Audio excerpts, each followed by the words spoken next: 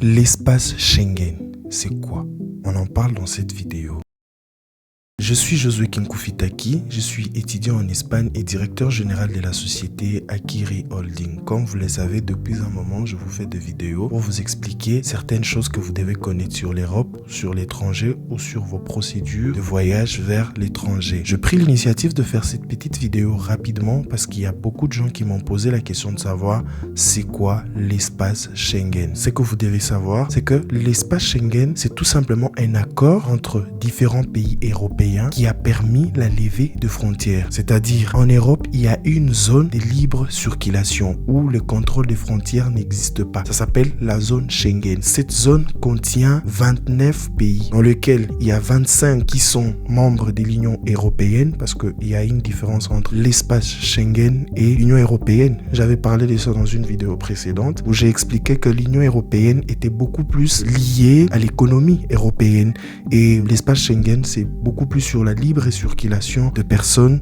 ou des ressortissants d'un pays qui est membre de cet accord. Parmi les 25 pays, nous retrouvons par exemple la France, la Belgique, l'Espagne, l'Allemagne, l'Autriche, la majorité de pays européens. Parmi les pays qui ne sont pas membres de l'Union européenne mais qui sont dans cet accord Schengen, nous avons par exemple la Norvège, la Suisse, il y a aussi deux autres pays qui sont membres de l'espace Schengen mais qui ne sont pas membres de l'Union européenne. Donc du coup, avec un visa de l'Espagne ou avec un visa de l'un des États membres de l'espace Schengen, vous pouvez circuler dans tous les autres États. Sur ces points-là, je pense que j'ai quand même été clair. C'est simple. Si vous êtes ressortissant ou soit vous vivez dans l'un de ces pays, vous pouvez circuler dans tous les autres pays sans être soumis au contrôle des frontières. Donc il n'y a pas de frontières. Quand il n'y a pas de frontières, on peut traverser comme on veut. Tu peux quitter la France, tu peux aller en Belgique, tu peux quitter la Belgique pour l'Espagne. On n'est pas soumis au contrôle de frontières. Mais il existe des fois, j'ai lu ça sur les traités Schengen et tout, j'ai essayé de jeter un coup d'œil. Vous pouvez être soumis au contrôle de frontières parce que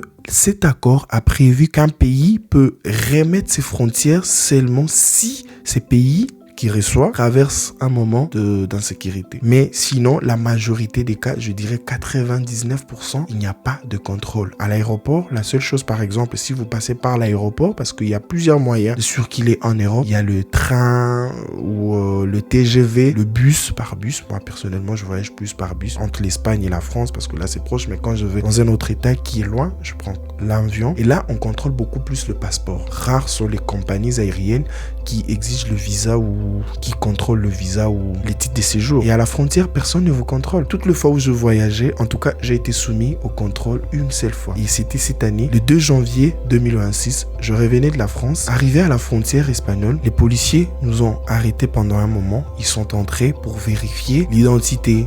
Ils ont parlé en espagnol et tout. Bon, vu que la vidéo est francophone, je vais continuer en français.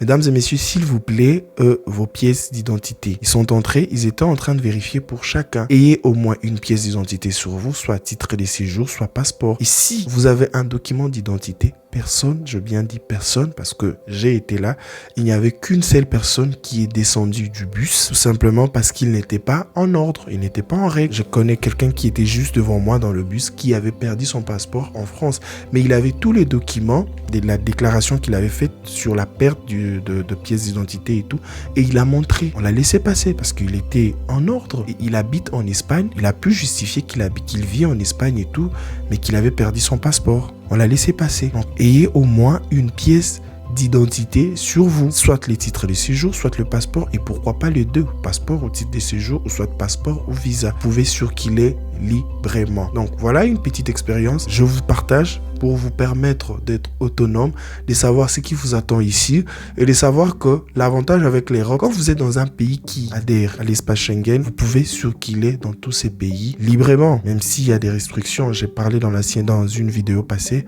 que vous ne pouvez pas aller au-delà de 90 jours, mais cela n'est pas un problème parce que 90 jours, 3 mois, c'est beaucoup. Dans un autre pays pour visiter et pour... je sais pas si vous avez des affaires, vous avez de famille à visiter.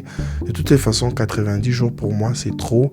et vous pouvez revenir dans votre pays pour continuer. Mais si vous avez la nationalité, ça c'est un autre cas. Vous pouvez aller vivre en Espagne, ça c'est pas un problème. Mais pour ceux qui ont des titres de séjour, par exemple comme moi, j'ai un titre de séjour étudiant. Du coup, je peux pas dépasser 90 jours en France. Quand j'y vais, c'est pour 2 ou 3 jours. Max, c'est une semaine. Après, je rentre. C'est juste pour de la visite. Merci d'avoir suivi la vidéo jusqu'à la fin. J'espère que ça vous a intéressé. Vous avez appris quelque chose. N'hésitez pas à liker, partager, commenter. Surtout, activez aussi la cloche de notification pour être informé de tout. Parce qu'on fait du travail, on fait du boulot. Et la seule chose que je vous demande en retour, c'est de soutenir notre activité, de soutenir ça parce que je le fais pour vous. Moi, personnellement, je gagne rien. Et il y a derrière la caméra, il y a des gens qui sont en train de travailler pour la qualité. Vous avez été nombreux à apprécier la qualité de vidéo et tout. Eh bien, je vous rassure qu'il y a quelqu'un qui est un grand bosseur comme son nom. Moi, je l'appelle un vrai bosseur. Il y a son affiche qui s'affiche là et il y a son numéro de téléphone. Vous avez été nombreux à apprécier la qualité de la vidéo. Il fait des belles affiches et tout. Vous pouvez le contacter aussi. Il va vous aider. Et avec tout ce qu'on fait comme boulot, la moindre de choses qu'on demande, c'est de vous abonner massivement pour nous encourager à faire mieux. C'est simple, aidez-nous. Nous allons continuer à vous aider à partager de l'expérience avec vous pour vous rendre autonome dans vos projets de voyage. Merci, hasta luego.